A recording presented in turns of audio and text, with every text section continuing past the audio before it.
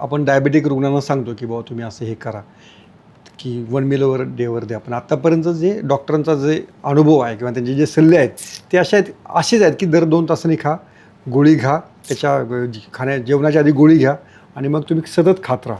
मग हे जे मिथ आहे किंवा हे जे डॉक्टरी पेशामधलं महत्त्वाचं वाक्य आहे डायबेटिक पेशंटसाठी, त्यांना तुम्ही काय सांगाल? नाही, आता ॲक्च्युली डायबिटीस का होतो याच्यावर पहिलं लक्ष दिलं पाहिजे.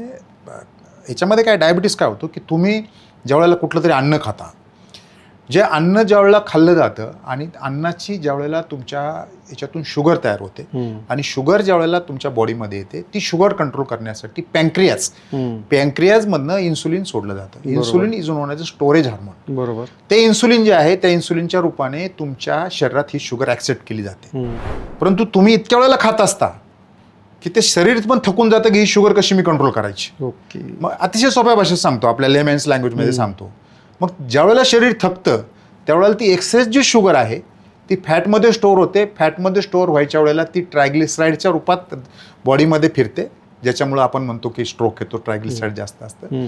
तर ते ट्रायग्लिसराईड आहे शेवटी फॅटमध्ये जाऊन स्टोरेज होतं. ज्यावेळेला तुमचं ते फॅट आहे, कारण तुम्ही सकाळी खाता, दुपारी खाता, किती खाता, आपण मनसोक्त खातो. कारण आता पहिल्यासारखं जुन्या काळी माणसाला जंगलामध्ये जे एक वेळचं जेवण मिळालं फिरायला लागायचं. बरोबर. आता सहजासहजी मिळतं, शिवाय सगळं प्रोसेस आहे. त्यामुळे ही जी तयार झालेली तुमची जे फॅट आहे, हे फॅट तुमच्या सुरुवातीला जाऊन बसतं लिव्हरमध्ये, known as a fatty liver. दुसऱ्यांदा जाऊन बसतं पॅन्क्रियाजमध्ये, नोन ॲज अ फॅटी पॅन्क्रियाज.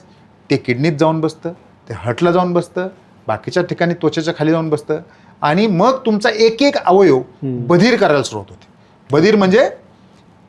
बधीर म्हणजे पुढचा प्रकार त्याचा सडणे म्हणलं तरी चालेल. तो जो अवयव तुमचा बधीर होतो, याला एकच मार्ग आहे की शरीराची ही नॅचरल प्रक्रिया आहे फॅट स्टोअर करणे. शरीराला असं वाटतं की आपण कुठेतरी अमेझॉनच्या जंगलात जाऊन याला 10 दिवस जेवायला मिळणार नाहीये म्हणून हा खातोय.